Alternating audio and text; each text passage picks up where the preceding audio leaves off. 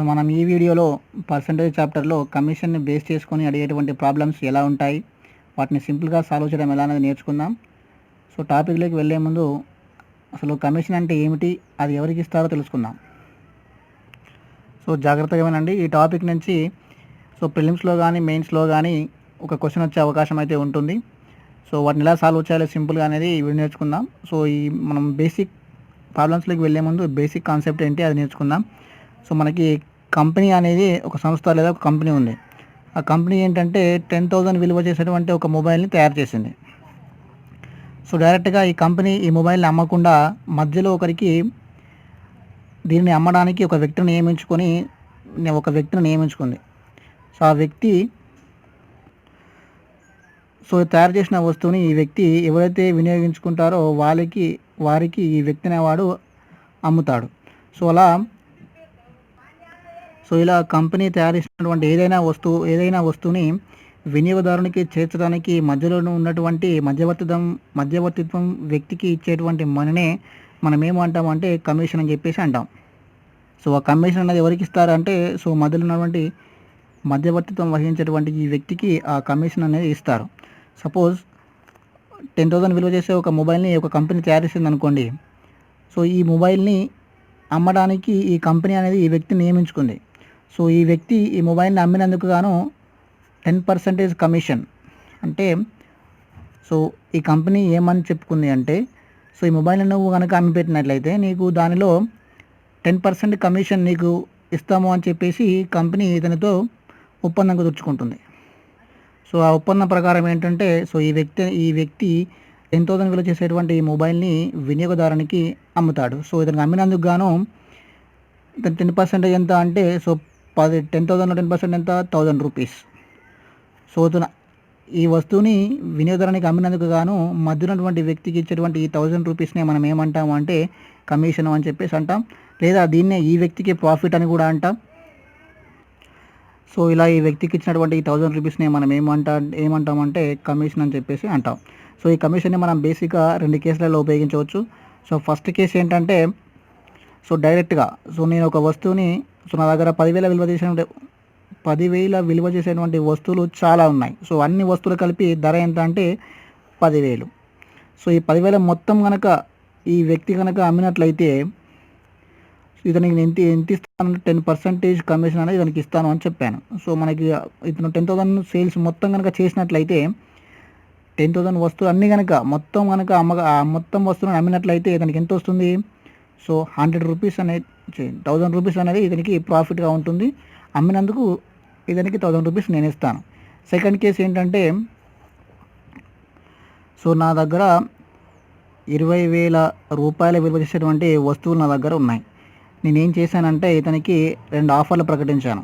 అది ఏంటి అంటే నువ్వు కనుక 10,000 లోపు కనుక అమ్మకాలు ఒకరోజు చేసినట్లయితే నీకు 10% కమిషన్ ఇస్తాను. 10,000 కంటే ఎక్కువ 10,000 ప్లస్ 10,000 ప్లస్ కనుక చేసినట్లయితే కమిషన్ ఎక్స్ట్రాగా నేను ఏం చేస్తున్నా అంటే 5% ఎక్స్ట్రా ఇస్తాను అని చెప్పేసి నేను అతనికి కండిషన్ పెట్టాను. సో ఏం చేశాను నేనే కొన్ని వస్తువులను తయారు చేశాను. గుర్తుపెట్టుకోండి, ఇవి 20,000 వస్తువులు కాదు. 20,000 రూపాయలను విలువ చేసేటువంటి వస్తువులు నా దగ్గర ఉన్నాయి. అన్ని వస్తువులు కలిపి మొత్తం కాస్ట్ ఎంత అంటే 20,000. 20,000 వస్తువులను నేను ఏం చేశానంటే అమ్మిపెట్టామని చెప్పేసి నేను ఈ వ్యక్తికి ఇచ్చాను. మధ్య మీడియేటర్కి నేను ఈ వస్తువులన్నీ ఇచ్చాను. నేను ఒక రోజు కనుక ఇతను ఇందులో 10,000 వస్తువులు కనుక అమ్మినట్లయితే 10,000 రూపాయలు విలువ చేసే వస్తువులు కనుక అమ్మినట్లయితే అతనికి నేను 10% కమిషన్ ఇస్తానని చెప్పాను. 10,000 కంటే ఎక్కువగా సేల్ చేసినట్లయితే ఎక్స్ట్రాగా 5% కమిషన్ అనేది ఇస్తాను అని చెప్పేశాను. ఈ వ్యక్తి ఫస్ట్ డే రోజు ఏం చేశాడంటే 10,000 లోపు అమ్మకాలు చేశాడు. 10,000కి నేను ఎంత ఇస్తాను చెప్పాను? 10% ఇస్తాను చెప్పాను. 20,000లో 10% ఎంత అంటే 2,000. ఫస్ట్ ఇతనికి ఎంత వచ్చింది? 2,000 రూపాయలు లాభం వచ్చింది. సెకండ్ డే రోజు ఏమైందంటే మళ్ళీ ఎక్స్ట్రాగా 5% అతను ఏం చేశాడంటే సేల్స్ అమ్మకాలు అనేవి 10,000 ప్లస్ చేశాడు. ఒకవేళ కనుక ఇతను 10,000 ప్లస్ చేసినట్లయితే ఇతనికి ఎంత ఎక్స్ట్రా ఇస్తాను చెప్పాను? 5%. అంటే ఆ 10% ఉంటుంది ప్లస్ ఎక్స్ట్రాగా 5% కూడా తను 10,000 కంటే ఎక్కువ అమ్మినందుకు ఎక్స్ట్రాగా నేను 5% ఇచ్చేస్తాను. సో 10% అంటే 2000 ప్లస్ 5% సగం. సో ఈరోజు మొత్తానికి వచ్చినాయి ఎన్ని 3,000 రూపాయలు. సో ఇతనికి వచ్చినాయి ఎక్స్ట్రాగా. సో మనం దీన్ని ఏం చెప్పుకుంటామంటే ఈ వ్యక్తికి ప్రాఫిట్ అని చెప్పుకోవచ్చు, లేదా కమిషన్ అని చెప్పుకోవచ్చు. మనం థర్డ్ కేసులో ఏంటంటే టోటల్ సేల్స్ ఎంతో మనకు తెలియదు. సో డైరెక్ట్గా టోటల్ సేల్స్ అతని దగ్గర ఉన్న వస్తువుల విలువ ఎంతో తెలియకుండా సో అతనికి కమిషన్ ప్రకారం మనకు క్వశ్చన్ అనే ఉంటుంది. సో ఇతను ఈ వ్యక్తి సో 10,000 కనుక అమ్మకాలు చేసినట్లయితే అతనికి ఎంత ఇస్తున్నా 10%.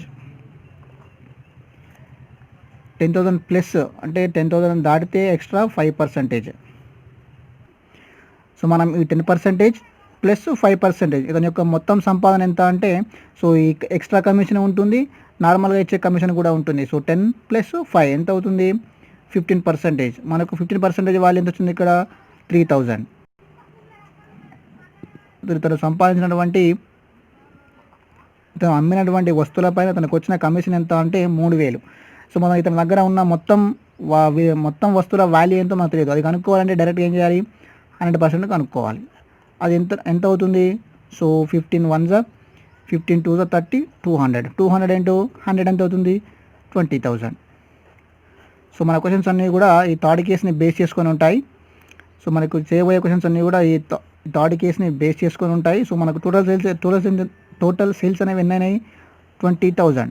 సో టోటల్ ఇవ్వకుండా కూడా డైరెక్ట్గా సో కమిషన్ రేట్స్ కనుక ఇచ్చినట్లయితే మనకు ఎంత వచ్చింది, మనకు అనుకున్నది ఎంత 20,000. సో సేమ్ వాల్యూ ఇక్కడ కూడా వచ్చింది. సో ఇది గుర్తుపెట్టుకోండి.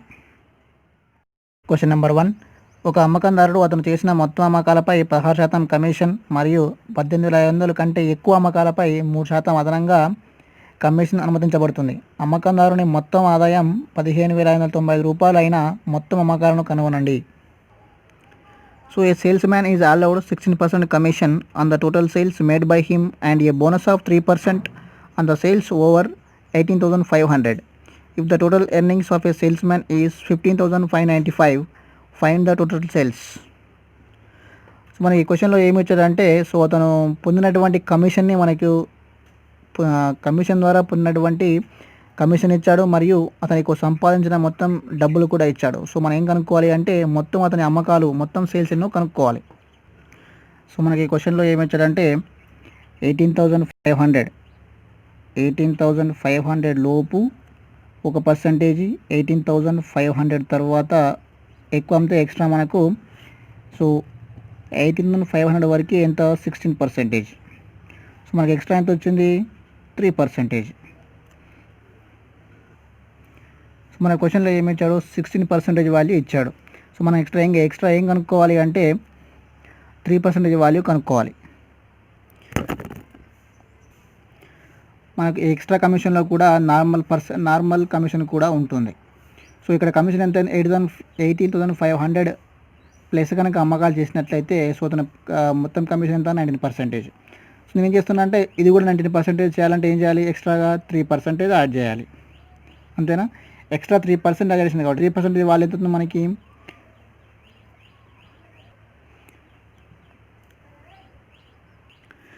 సో దీని మీనింగ్ ఏంటంటే సో 18,500 లోపు అమ్మినా కూడా 18,500 ప్లస్ అమ్మినా కూడా సో నార్మల్గా మన మొత్తం కమిషన్ ఎంత అయింది ఇప్పుడు ఇక్కడ కూడా 19%, ఇక్కడ కూడా 19%.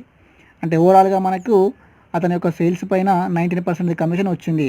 సో నేను ఎక్స్ట్రా ఎంత యాడ్ చేసిన ఇక్కడ 3% అనేది ఇక్కడ యాడ్ చేశాను. మనకు 3% వాల్యూ ఏమవుతుంది so 3% of 18,500. So 200 cancel 300. So 540 555. So మనకి ఎక్స్ట్రా ఎంత యాడ్ చేయాలి 555 యాడ్ చేయాలి. సో మనకి ఎంత ఇచ్చాడు సో 19% వాల్యూ ఏమవుతుందంటే మనకి సో మనకు క్వశ్చన్లో ఇచ్చిన వాల్యూ ఎంత సో 15,595 ప్లస్ ఎక్స్ట్రా నేను అనుకుంది సో 355. సో ఓవరాల్గా ఎంత పర్సెంటేజ్ కమిషన్ అవుతుంది 19% అవుతుంది. సో మనకి 19% వాల్యూ అనేది ఎంత అవుతుంది so 15,595 plus 555. So 1,600 150. So 1650 16,150 rupees అనేవి మనకు 90% వాల్యూ అవుతుంది. సో మనకు టోటల్ సేల్స్ మొత్తం అమ్మకాలు కావాలి కాబట్టి సో వాటిని 100% కనుక్కోవాలి ఎంత అవుతుంది. సో 19 1 19 8 152, 9 మిగులుతుంది. 19 5 95 0. సో 100 ఇంటూ 850 ఎంత అవుతుంది? 850 అంటే 85,000 అనేది మనకు మొత్తం అమ్మకాలు అవుతాయి. సో మనకి ఇది ఆన్సర్ అవుతుంది. సో మళ్ళీ ఒకసారి ఎక్స్ప్లెయిన్ చేస్తాను, జాగ్రత్తగా వినండి. సో ఒక వ్యక్తి 18,500 లోపు కనుక అమ్మకాలు జరిపినట్లయితే అతనికి నార్మల్గా ఇచ్చే పర్సెంటేజ్ ఎంత, కమిషన్ ఎంత అంటే 16%. సో ఒకవేళ 18,500 ప్లస్ కనుక అతను అమ్మకాలు జరిపినట్లయితే అతనికి ఎక్స్ట్రా ఎంత వస్తుంది?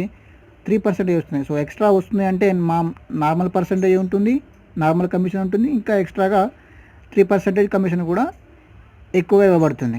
సో ఇక్కడ మనకు ఎక్స్ట్రా చేసినందుకు ఎంత ఇస్తున్నారు? 19% ఇస్తున్నారు. సో నేను మొత్తం ఓవరాల్గా సేమ్ కమిషన్ ఓవరాల్గా తక్కువ అమ్మినా ఎక్కువగా అమ్మినా కూడా ఓవరాల్గా ఇచ్చేటువంటి పర్సంటేజ్ని నేను ఈక్వల్ చేశాను. సో ఏం చేశానంటే ఇక్కడ ఎక్స్ట్రా ఎంత ఉంది? 3%. సో నేను 3% యాడ్ చేశాను. సో 3% అంటే ఇందులో 18,500లో 3% ఎంత అవుతుంది? మనకు 555 అవుతుంది. సో మనకు మొత్తం ఎర్నింగ్ అంటే కమిషన్ 2 కమిషన్లు కూడా ఉంటాయి. సో 19% వాల్యూ 16,150 అయితే మనకు టోటల్ అమ్మకాలు 100% వాల్యూ ఎంత అంటే సో 85,000. ఇది మనకు ఆన్సర్ అవుతుంది.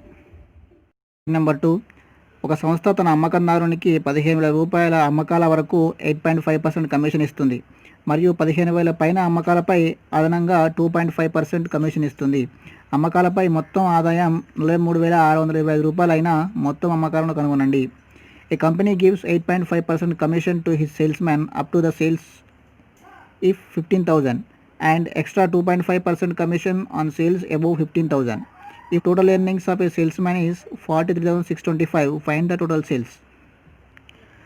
సో ఈ క్వశ్చన్ కూడా ఫస్ట్ క్వశ్చన్ మోడల్ లాగానే ఉంటుంది. సో ఎవరికైతే ఫస్ట్ క్వశ్చన్ అనేది కంప్లీట్గా అర్థం కాలేదో సో ఈ క్వశ్చన్ జాగ్రత్తగా గమనించండి. సో ఒక వ్యక్తి మనకి ఇచ్చేసాడంటే 15,000. సో 15,000 వరకు, సో 15,000 రూపాయలు అమ్మకాలు జరిపినట్లయితే తనకి ఎంత? 8.5% కమిషన్ ఇస్తున్నాడు. ఒకవేళ 15,000 ప్లస్, సో 15,000 కంటే ఎక్కువ కనుక అమ్మకాలు చేసినట్లయితే అతనికి ఎంత ఎక్స్ట్రా ఎంత ఇస్తున్నాడు? 2.5% ఎక్స్ట్రా ఇస్తున్నాడు. సో ఎక్స్ట్రా ఇస్తున్నాడు అంటే ఆల్రెడీ ఇందులో నార్మల్ పర్సెంట్ ఎంత ఉంది? 8.5% కూడా ఉంటుంది. సో ఇక్కడ మనకి ఎంత అవుతుంది? ప్లస్ అయితే 2.5 ప్లస్ 8.5% అంటే 11% మనకు 15,000 కంటే ఎక్కువ అమ్మకాలు జరిపినప్పుడు ఎక్స్ట్రాగా సో మొత్తం మన 11% వస్తుంది. సో తక్కువ అమ్మినప్పుడు కూడా నేనేం చేస్తున్నానంటే 15,000 కంటే తక్కువ అమ్మకాలు జరిపినా 15,000 కంటే ఎక్కువ అమ్మకాలు జరిపినా కూడా ఓవరాల్గా మొత్తం సేమ్ కమిషన్ రావడానికి నేను ఇక్కడ ఎంత యాడ్ చేయాలి? ఈ 15,000 లోపు అయితే 2.5% యాడ్ చేయాలి. సో ఎక్స్ట్రా మనకి ఓవరాల్గా ఎంత అవుతుంది? ఓవరాల్గా 11% అనేది మనకు, సో 15,000కు ఎక్కువ అమ్మినా తక్కువ అమ్మినా కూడా ఓవరాల్గా మనకి ఎంత అవుతుందంటే 11% కమిషన్ అనేది ఉంటుంది. సో నేను ఎక్స్ట్రాగా ఎంత చేశాను? 2.5% ఎక్స్ట్రాగా యాడ్ చేశాను. సో మనం ఏం కనుక్కోవాలి? 2.5% ఆఫ్, సో మనకి 2.5% ఆఫ్ ఎంతలో? 15,000లో. సో ఎంత అవుతుంది? So 2020 cancer. So 15 30 300 17 75. So point ఉంది కాబట్టి సో మనకి ఏమవుతుంది? 375 అవుతుంది. సో 375 ఎక్స్ట్రా ఎంత యాడ్ చేయాలి? అతను సంపాదించిన దానికి ఎక్స్ట్రాగా నేను 2.5% ఎక్స్ట్రా యాడ్ చేశాను కాబట్టి సో ఈ అమౌంట్ అనేది ఎక్స్ట్రాగా యాడ్ చేయాలి. సో మనకు ఓవరాల్గా 11% ఇవ్వాలి. ఏమవుతుంది? ఎంత అవుతుంది అంటే 43,625 ప్లస్ నెక్స్ట్ ఎంత చేసాను? 375. సో మనకు 11% వాల్యూ మనకి ఎంత అవుతుందంటే సో 43 349 6 625 75. సో 44,000. సో మనకు 11% వాల్యూ 44,000 అయినప్పుడు మనకు టోటల్ సేల్స్ మొత్తం అమ్మకాలు కావాలి కాబట్టి మనకి ఏమనుకుంటున్నాం? మొత్తం అమ్మకాలని 100% వాల్యూ ఎంత? సో 11 1 11 4